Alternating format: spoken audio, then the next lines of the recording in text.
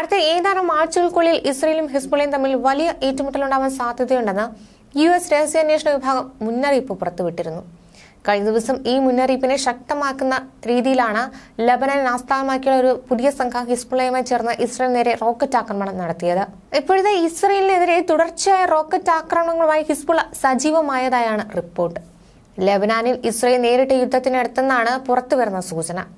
9 മാസമായി അതിർത്തിക്ക് ഇരുവശത്തും ആക്രമണങ്ങൾ തുടരുകയാണ്. കഴിഞ്ഞ ദിവസം ലബനാനിലെ 2 ഇടത്ത് ഇസ്രയേൽ നടത്തിയ ആക്രമണങ്ങളിൽ 3 കുഞ്ഞുങ്ങൾ ഉൾപ്പെടെ 7 പേർ കൊല്ലപ്പെട്ടിരുന്നു. ഉമ്മുത്തൂത്ത് ഗ്രാമത്തിൽ 5 പേരും മറ്റൊരിടത്ത് 2 പേരുമാണ് കൊല്ലപ്പെട്ടത്. കുഞ്ഞുങ്ങളുടെ കുരുതിയെ യുനിസെഫ് അപലപിച്ചു. ദക്ഷിണ ലബനാനിൽ വീട്ടുമുറ്റത്ത് കളിച്ചുകൊണ്ടിരുന്ന കുഞ്ഞുങ്ങൾക്ക് മേലായിരുന്നു ഇസ്രയേൽ ബോംബ് പതിച്ചത്. ഗാസയിലെ ആക്രമണങ്ങളിൽ പ്രതിഷേധിച്ച് ഹിസ്ബുള്ള വടക്കൻ ഇസ്രയേലിൽ റോക്കറ്റ് ആക്രമണം നടത്തുകയായിരുന്നു. ഇതിന്റെ പ്രതികാരമെന്ന പേരിലാണ് സിവിലിയന്മാർക്ക് മേൽ ബോംബിട്ടത്. ആക്രമണം കൂടുതൽ രൂക്ഷമാകുന്നത് വൈകാതെ തുറന്ന യുദ്ധത്തിലേക്ക് വഴിമാറുമെന്നാണ് മുന്നറിയിപ്പ്. ഇവിടെ യുദ്ധം ആരംഭിച്ചാൽ ഗാസയിലെ കുരുതി ലോകമറിയാതെ പോകുമെന്ന് മാത്രമല്ല, ഇതുവരെ പിന്നാമ്പുറത്ത് നിൽക്കുകയായിരുന്ന US ഇറാനും പരസ്യമായി രംഗത്തിറങ്ങുമെന്ന ആശങ്കയും ശക്തമാണ്. ലബനാനിൽ ആക്രമണമുണ്ടായാൽ സങ്കല്പിക്കാനാകാത്ത വിധമായ മഹാദുരന്തമാണ് കാത്തിരിക്കുന്നതെന്ന് UN മുന്നറിയിപ്പ് നൽകിയിട്ടുണ്ട്.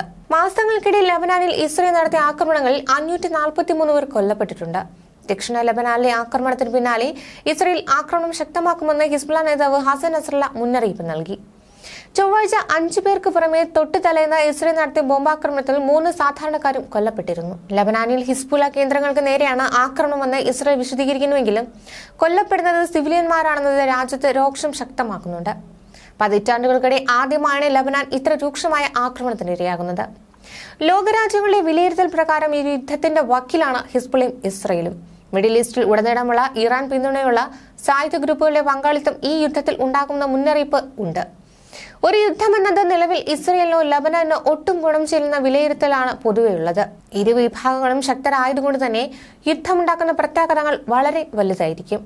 ഒരുപക്ഷെ മേഖലയിൽ ആകെ വലിയ നാശം വിതയ്ക്കാൻ സാധ്യതയുള്ള ഒന്നായി ഇത് മാറും. തെക്കൻ ലബനാനിലെ ഹിസ്ബുള്ള ശക്തി കേന്ദ്രങ്ങൾ, ആഴത്തിലുള്ള ബങ്കറുകൾ, തുരങ്കങ്ങൾ, ഭൂഗർഭ സംഭരണ ഡിപ്പോകൾ എന്നിവയാൽ സംരക്ഷിക്കപ്പെടുന്നുണ്ട്. ഹിസ്ബുള്ളയ്ക്ക് ദീർഘദൂര മിസൈലുകളുടെ വിപുലമായ ശേഖരമാണുള്ളത്.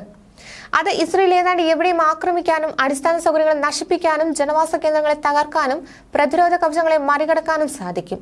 15 മുതൽ 20 കിലോമീറ്റർ പരിധിയിലുള്ള 40,000 ടാറ്റ് ടൈപ്പ് മിസൈലുകൾ ഹിസ്ബുള്ളയ്ക്കുണ്ട്. കൂടാതെ 100 കിലോമീറ്റർ ദൂരപരിധിയിലുള്ള ഫജർ 3, ഫജർ 5 ബാലിസ്റ്റിക് മിസൈലുകൾ ഉൾപ്പെടെ 80,000 ദീർഘദൂര മിസൈലുകളും ഹിസ്ബുള്ളയുടെ പക്കലുണ്ട്. ഇതിനെല്ലാം പുറമെ 200 മുതൽ 300 കിലോമീറ്റർ സഞ്ചരിക്കാൻ കഴിയുന്ന ഏകദേശം 30,000 സെൽസാൻ ഫത്തേഹ് 110 മിസൈലുകളുമുണ്ട്. തെക്കൻ ഇസ്രയേലിക്ക് ഉൾപ്പെടെ എത്താൻ ശേഷിയുള്ള ഹിസ്ബുള്ളയുടെ ഏറ്റവും ശക്തമായ ആയുധ ശേഖരമാണിത്. മറുഭാഗത്താകട്ടെ ഇസ്രയേലും അതിശക്തരാണ്. മലയാളി വാർത്ത plus, like, share and subscribe.